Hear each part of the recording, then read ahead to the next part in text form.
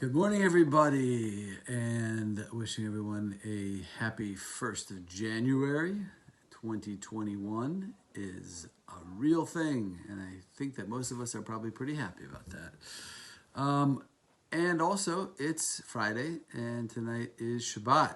So, therefore, I want to share with you something that I spoke about in the Parsha Unpacked class on Tuesday night from the Torah portion.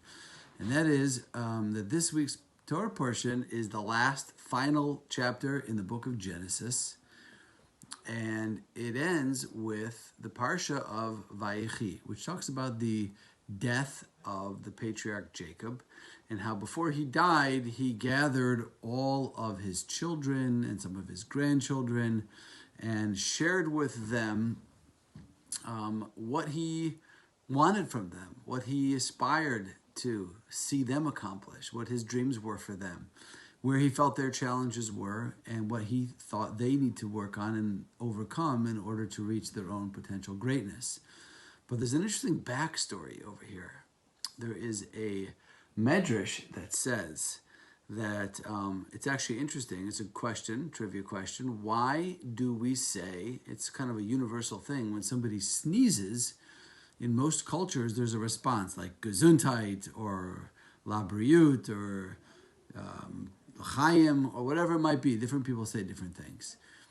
Why is that? So the Medrash says that until Jacob came along, that was a long time ago, that people would, when it came time for someone to leave this world, they would simply sneeze, and their soul, their neshama, which if you remember from the beginning of the book of Genesis, was breathed into the nostrils of mankind by God, their soul would leave, just depart from their nostril. And that's how a person would die. There was no warning, there was no opportunity to say goodbye or to gather your children or your grandchildren together. And Jacob was concerned that he didn't want to just leave the world that way because he wanted to know when his time was coming so that he could create what's called an ethical will, or that's what we would call it. So he prayed for the ability to have a period of time before he would die when he would know he was dying, and that's why it says he became ill, and once he was ill, he knew his time had come to die, and he gathered everybody together.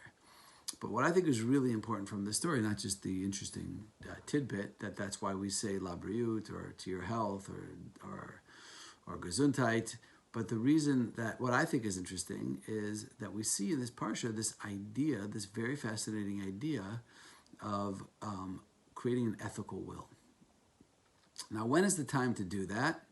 The answer to that is now, right? Because we know that we really have no idea when we're going to leave this world, and when our time comes, will come. We don't know. God willing, it'll be many, many years, but we don't know. But what's most important is that our children, our grandchildren, our spouse, the people in our lives, our friends, people know what we believe in and what we stand for. And we should share it with them and write it down. And if we have children, we should gather them at some point and bring them close and say, look, this is my dream. This is what I've always wanted to see my children, my grandchildren achieve and accomplish.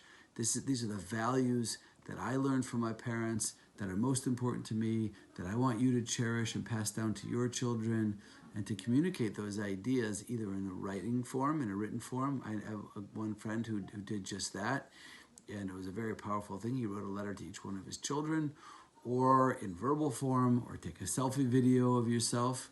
But that is really something amazing. And we see Jacob do that. The patriarch Jacob did that, and that's something that we can all learn from him and incorporate in our own lives. So I'm wishing everybody a Shabbat Shalom.